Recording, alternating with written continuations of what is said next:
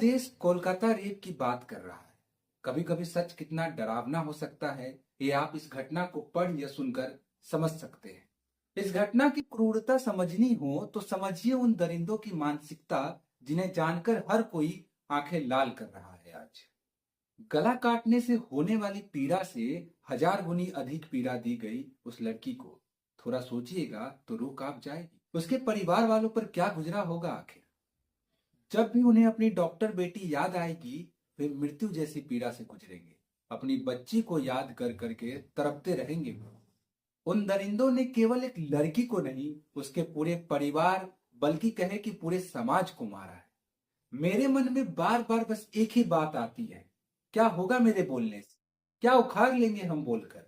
एक परिवार फूलों की तरह संभाल कर पालता है अपनी बेटी को, उसे पढ़ा लिखा कर काबिल बनाता है, और एक दिन कोई दरिंदा आकर सब कुछ तहस नहस कर देता है। क्या यही देश बनाया है हमने? अरे आप करते रहिए बड़ी बड़ी बातें, कोई आएगा और आपके फुलवारी को शमशान बना देगा। एक तरफ सोशल मीडिया में एक दो नहीं बल्कि हजारों लोग दिखे जो उस लड़की के लिए गंदी गंदी गालियां लिख रहे हैं। और जानते हैं ऐसा क्यों? क्योंकि उनकी फेवरेट सरकार की आलोचना हो रही है, तो वे उस लड़की को ही गंदी गंदी गालियां देकर बात बराबर कर रहे हैं। सोचिए उस लड़की ने इनका क्या बिगाड़ा है। वह तो इन्हें जानती तक नहीं। वह पोस्ट उस डॉक्टर बेटी के परिवार तक पहुंचे तो उन्हें कैसा लगेगा? ये लोग उस अपराधी से जरा भी कम गुनहगार नहीं। आपको याद होगा, निर्भया वाली घटना के बाद पूरा देश आक्रोश में था। हजारों लोग सड़कों पर उतरे थे, फिर भी कुछ नहीं बदला।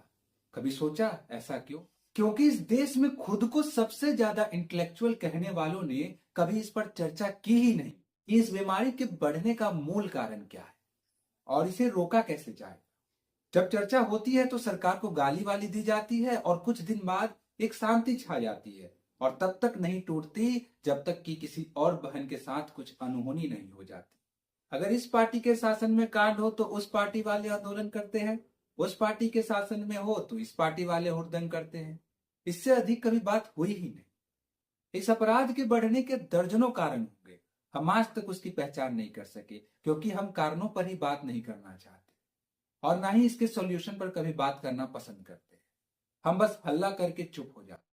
कुछ बदलाव नहीं दिख रहा, कुछ सुधरता नहीं दिख रहा, और कहीं ना कहीं इस देश की बौद्धिकता समाप्ति की कगार पर है। वह कभी कारण और समाधान पर बात करेगी ही नहीं। क्या यही आजादी है हमारे देश की? धिक्कार है हमें ऐसे समाज के लोगों पर। खबरों से अपडेट रहने के लिए कवर अप को करें लाइक, शेयर और सब्सक्राइब।